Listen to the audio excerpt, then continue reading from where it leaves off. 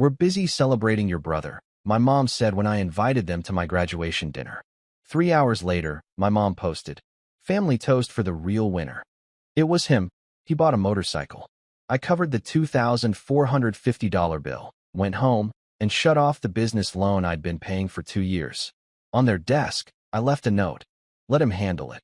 I, 29M, sat in my car outside the restaurant, staring at my phone like it might suddenly apologize for what I'd just read.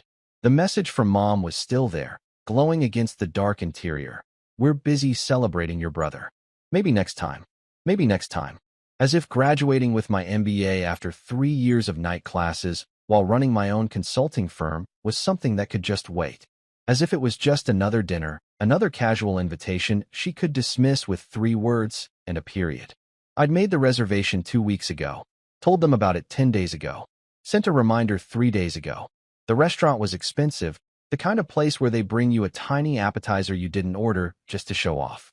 I'd been looking forward to this for months, imagining my parents sitting across from me, finally seeing what I'd accomplished, finally being proud. The graduation ceremony had been that afternoon. I'd walked across the stage, shook the dean's hand, and felt that surge of accomplishment that comes from doing something genuinely difficult. My girlfriend sat in the audience, cheering. My best friend from the program was there. But the 2 seats I'd reserved for my parents stayed empty. I texted Mom after the ceremony. She replied that something came up with my brother and they couldn't make it. She promised they'd be at dinner, though. She promised. Now I sat alone in my car, watching other families walk into the restaurant through the warm glow of the entrance. I should have known better. I didn't know better. But some stupid part of me kept hoping things would be different. My brother was 26, 3 years younger than me, and he'd been the favorite since we were kids. It wasn't even subtle. When I got a B, I was lazy. When he got a C, he was trying his best. When I bought my first car with money I'd saved from 2 jobs, Dad clapped me on the shoulder and said it was about time I stood on my own feet. When my brother wrecked his car street racing, Dad co-signed for a new one. I'd learned to live with it. Learned to stop expecting fairness, stop measuring their love and how they treated him versus how they treated me. I built my own life, my own success, my own version of family with friends who actually showed up. But apparently, I hadn't learned well enough, because here I was, still hoping. I went into the restaurant anyway. My girlfriend met me there, and we had a quiet dinner. She held my hand across the table and told me she was proud of me, that what I'd accomplished was incredible. I believed her. It helped, but it didn't fill the empty chairs. 3 hours later, scrolling through social media before bed, I saw Mom's post. She'd uploaded a photo to Facebook with a caption that made my chest tighten. "Family toast for the real winner." The picture showed my parents, my brother, and my aunt and uncle crowded around a table at their favorite steakhouse. Everyone was raising glasses. In the center of the photo, my brother straddled a motorcycle, grinning like he'd just won the lottery. The comments were already rolling in. "Congratulations. So proud. What a beautiful bike." I read the post 3 times. The real winner. Not the a-hole. The real one. As if there'd been some competition I didn't know about, and I'd lost. I called my girlfriend. She answered on the second ring, her voice soft with sleep. I told her about the post. She went quiet for a moment, then said what I'd been thinking but couldn't quite say out loud. This was never about scheduling. They'd made a choice. I didn't sleep much that night. The next morning, I went to the restaurant to settle my bill from the reservation. I told them I'd be bringing 4 people. I'd ordered appetizers for the table, a nice bottle of wine, the works. The bill came to $2,450. I stared at it, thinking about the motorcycle, thinking about the toast, thinking about 3 years of night classes and empty chairs. I paid it. I paid every cent, added a generous tip because none of this was the server's fault, and walked out. My hands shook on the drive home, not from sadness anymore, from something else, something that felt like a door closing. Here's the thing nobody tells you about being the unfavored child. You spend your whole life trying to prove you're worth loving. You achieve things, not just for yourself, but to earn the pride that should have been freely given. You succeed louder, work harder, become more, all while pretending you don't care about their approval. But I did care. I'd always cared. And that caring had cost me more than money. 2 years ago, my parents came to me with a problem. They wanted to expand the family business, a small printing company Dad had been running for 20 years. They needed capital. Banks weren't being generous with their terms. My brother had just dropped out of his second attempt at community college and wasn't in any position to help. So they came to me. I'd already built my consulting firm into something stable and profitable. I had good credit, solid income, and apparently, I was the son they remembered when they needed something. They asked me to co-sign on a business loan for $85,000. Said they'd pay it back themselves, that I wouldn't have to worry about a thing, that this was just a formality for the bank. I should have said no. Every financial advisor I'd ever worked with would have told me to say no, but they were my parents. And maybe, I thought, this could be the thing that finally shifted how they saw me. The responsible son. The one who came through when it mattered. They got the loan. They expanded the business. And within 3 months, they started missing payments. At first, it was just one. Dad called to apologize, said there'd been an unexpected equipment cost, that they'd catch up next month. Then it was 2 payments. Then 3. The bank started calling me. My credit score started dropping. I confronted my parents, and Dad got defensive. Said business was harder than I understood, that not all of us had fancy consulting degrees, that I should be more patient with family. So I started making the payments myself. For 2 years, I'd been paying $1,400 a month on their business loan. For 2 years, I justified it as helping family, as being the bigger person, as doing what needed to be done. Meanwhile, my brother lived at home rent-free, went through a series of jobs he'd quit because they were beneath him, and apparently, had just bought a motorcycle expensive enough to warrant a family celebration. I sat in my home office, looking at my records. 24 months of payments. $33,600 out of my pocket. Money that could have gone toward the down payment on a house. Money that could have been invested. Money that could have funded a dozen graduation dinners I'd never have. The loan had been set up with automatic payments from my account. I'd arranged it that way to protect my credit when it became clear my parents wouldn't be reliable. All I had to do was log into the bank portal and turn it off. My cursor hovered over the button for a long time. I thought about calling first, explaining, giving them a chance to make this right. But what would I say? That I was hurt. They knew that I needed them to prioritize me for once. They'd had 29 years to do that. That the loan was their responsibility? We'd had that conversation 24 times. I clicked the button. The automatic payment was canceled. The bank would notify them when the next payment didn't go through. But that didn't feel like enough. They needed to understand this wasn't just about money. This was about every choice they'd made, every time they'd picked him over me, every moment I'd been invisible while he was celebrated for doing the bare minimum. I drove to their house. They were both at work, the printing company they'd expanded with money I was still paying for. I let myself in with the key they'd given me years ago, back when they still sometimes asked me to check on things. The house smelled like coffee and my mother's lavender candles. Photos lined the hallway, a gallery of family moments. I stopped to look at them, really look. My brother's high school graduation, even though he barely passed. My brother's 21st birthday party. My brother at various holidays, sporting events, random Tuesdays. I had to walk almost to the end of the hall to find a photo of myself, and it was from my college graduation 6 years ago. I was standing alone in my cap and gown. They'd taken it, then left early to catch my brother's baseball game. I walked to my father's office. His desk was organized chaos, papers and invoices scattered across the surface. I found a piece of their business letterhead and wrote, "Let him handle it." 4 words. That's all I needed. They'd understand. I placed the note in the center of the desk, weighted down with a stapler so it wouldn't get lost in the mess. Then I walked out, locked the door behind me, and drove home. The call came 6 days later. Not right away when the payment bounced, because apparently, they didn't even notice at first. The bank had to call them. Mom's number showed up on my phone at 8:30 in the morning. I let it ring. She called again. I silenced it. Then Dad called.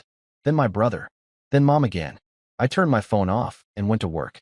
By the time I turned it back on that evening, I had 14 missed calls and a string of increasingly frantic text messages. The early ones were confused. The middle ones were angry. The last few were almost pleading. Dad's final text said I was destroying the family business, that I was being selfish, that he'd never asked me for anything. Never asked me for anything. As if the $33,600 had manifested out of thin air. I didn't respond to any of them. What was there to say? The loan had both our names on it. The business was legally half my responsibility, which meant it was also legally half theirs. If they couldn't make the payments, they'd have to figure out another solution, just like any other business owner would. Just like I'd had to figure out my own solutions my entire life. 3 days passed. The calls slowed down. Then my aunt called, the same one who'd been in the celebratory motorcycle photo. She asked what was going on, said my parents were devastated, that I was tearing the family apart over money. I asked her if she'd seen Mom's Facebook post from my brother's motorcycle celebration. She went quiet. I asked her how much that motorcycle cost. She said she didn't know, that it wasn't her business. I told her that my brother's bike probably cost more than the 2 months of loan payments my parents were suddenly so worried about. I told her I'd just graduated with my MBA, and nobody had even bothered to call and congratulate me. I told her I'd spent $2,450 on a celebration dinner I ate alone. She said I was being vindictive. That family meant forgiving. That I was hurting people out of spite. Maybe she was right. Maybe this was vindictive. But vindication and vindictiveness come from the same place, and I was tired of pretending I didn't deserve some of both. I told her the loan was my parents' responsibility and hung up. Update 1. It's been 3 weeks since I canceled the payment. I didn't expect to write an update, but things have developed in ways I need to document, if only for my own sanity. The first week was mostly silence after my aunt's call. I went to work, came home, lived my life. My girlfriend moved in some of her things. We talked about looking at houses now that I wasn't hemorrhaging $1,400 a month. It felt good. It felt like progress. Then my brother showed up at my office. I was in a meeting when my assistant knocked and said someone was there to see me. I wrapped up early, walked out to the lobby, and there he was. He looked different than in the motorcycle photo. Tired. Uncomfortable. He asked if we could talk. I took him to a coffee shop down the street because I didn't want this conversation anywhere near my professional life. He started by saying he didn't know I'd been paying the loan, that our parents had never told him, that if he'd known, things would have been different. I didn't believe him, but I let him talk. He said the motorcycle was a mistake, that he was going to sell it, that the family needed to come together. He said Mom had been crying every night, that Dad's blood pressure was through the roof, that I was killing them with stress. I asked him why he thought any of that was my problem. He looked at me like I'd slapped him. He tried a different angle. Said we were brothers, that brothers helped each other, that family was supposed to stick together. I reminded him that he'd never once helped me. Not with the business loan, not with anything. I asked him what he'd sacrificed for the family. He said he'd given up his independence to live at home and help with things. I almost laughed. Living rent-free wasn't a sacrifice. It was a subsidy. He got angry then. Said I'd always thought I was better than him, that I looked down on him, that I was using this loan thing to punish him for being loved. That last part was interesting. Not for being loved more, just for being loved at all, as if my being loved was never even on the table. I told him the loan was between me and our parents, that he should stay out of it. He said I dragged him into it by walking away. I stood up and left him sitting there. That night, Mom called from Dad's phone. I answered because I was tired of running. She said they needed to talk, all of us together, to work this out like adults. I said I was willing to meet, but only if we talked about everything, not just the loan. She agreed. We met at a neutral location, a restaurant neither of us had history with. Mom, Dad, and me. My brother wasn't there, which was somehow both surprising and perfectly predictable. Dad started with an apology. Said they should have been at my graduation, that they should have made me a priority, that they understood I was hurt. It sounded rehearsed. Mom nodded along, her eyes red. I asked them why they chose my brother's motorcycle over my MBA celebration. Dad said it wasn't like that my brother had been having a really hard time and needed something to lift his spirits. That the bike was his first major purchase, his first step toward being independent. I pointed out that I'd been independent since I was 22, and they'd never thrown me a party for it. Mom started crying. She said I was being cruel, that they'd made mistakes, but I was making it worse. I asked her about the Facebook post, about calling my brother the real winner. She claimed it was just a phrase, that it didn't mean anything. I pulled out my phone and showed her the post. Read the caption out loud. Asked her to explain what she'd meant if not exactly what she'd written. She didn't have an answer. Dad changed tactics. Said the business would fold without my help, that 20 years of his work would disappear, that employees would lose their jobs. I asked him why that was my responsibility. He said because I was on the loan, because I'd agreed to help. I reminded him that he'd promised I wouldn't have to pay a cent. He admitted he'd been wrong about that. Admitted the business hadn't grown the way he'd hoped. Admitted he should have been more honest with me. Then he asked what I wanted. What would it take for me to start making payments again? I told them I wanted 2 years of acknowledgement. 2 years of being seen the way they saw my brother every single day. I wanted them to understand that I'd been subsidizing their favoritism, literally paying for the privilege of being treated like the backup child. Mom said that wasn't fair, that they loved us both the same. I asked her to prove it. To tell me the last time she'd posted about me on Facebook. To tell me the last time they'd chosen me over him when there was a conflict. To explain why my graduation wasn't worth rescheduling whatever they'd had planned with my brother. She couldn't. We sat in silence for a while. Then Dad asked what I wanted going forward. I told him I'd be willing to discuss a payment plan where they gradually took over the loan, but only if my brother contributed. After all, he was living rent-free in a house they were paying for with money I was providing. He could start covering some expenses. Dad said my brother didn't have that kind of money. I suggested he sell the motorcycle. Mom looked horrified. Said they couldn't ask him to do that the bike was important to him. I stood up. Told them that was my answer then. If a motorcycle was more important than their relationship with me, then their business, then 2 years of my financial support, then we had nothing left to talk about. Dad grabbed my arm as I turned to leave. Asked me not to do this. I told him I wasn't doing anything. I was just stopping doing something I should never have started. I walked out. Update 2. 5 weeks now. The situation has somehow gotten both better and worse. Better because I'm sleeping through the night again. Because my girlfriend and I put an offer on a house, and it was accepted. Because I'm not checking my bank account every month with dread. Because I feel lighter in a way I haven't in years. Worse because the family implosion is complete. My brother sold the motorcycle. I found out through Facebook, ironically. He posted a bitter message about sacrificing for family, about being the only one willing to compromise. The comments were sympathetic. Nobody knew the full story, so I looked like the villain. I didn't care enough to correct the record. The money from the bike sale apparently went toward the loan payment, but it wasn't nearly enough. My parents had to take out a second mortgage on their house to cover the gap and keep the business afloat. Dad's health issues weren't exaggerated. He ended up in the hospital with stress-related heart palpitations. Mom blamed me, told mutual family members I'd put him there. Maybe I did. Maybe refusing to set myself on fire to keep them warm was selfish. Maybe I should have just kept paying, kept smiling, kept pretending their choices didn't cut me deeper each time. But I didn't. And I won't. My extended family has mostly taken their side. The narrative they're spreading is that I abandoned my parents over money, that I'm bitter and jealous of my brother, that I'm punishing them for ancient history. Some cousins blocked me on social media. My aunt sent a long email about forgiveness and grace that I deleted without reading past the first paragraph. A few people reached out privately, though.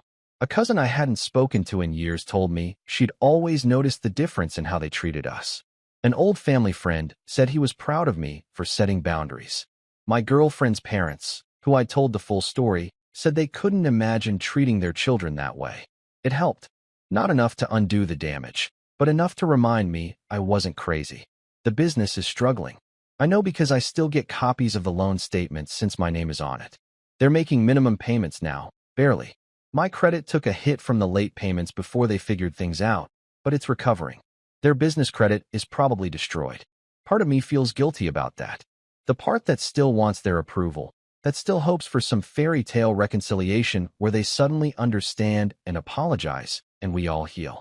But that part gets smaller every day. Last week, my brother sent me a long text message. It was mostly defensive, explaining why he deserved the motorcycle, why he wasn't the golden child, why I was wrong about everything. But buried in the middle was something that almost sounded like awareness. He said he'd started to notice things, now that he was paying attention. How they made excuses for him that they never made for me. How they expected less from him and more from me. How that actually wasn't fair to either of us. He didn't apologize. Didn't say he'd talk to them about changing. Just acknowledged it existed. Then went right back to defending himself. I didn't respond. What would I say? That his almost awareness was 2 decades too late? That noticing the problem wasn't the same as fixing it? Yesterday was my birthday, 29 to 30. My girlfriend threw me a surprise party with my real family, the friends who'd been there through everything. We celebrated in the house we're about to buy, surrounded by people who chose to show up. My phone stayed silent all day. No call from my parents. No text from my brother. Nothing. I'd expected it. Hoped I was wrong, but expected it. Still hurt though.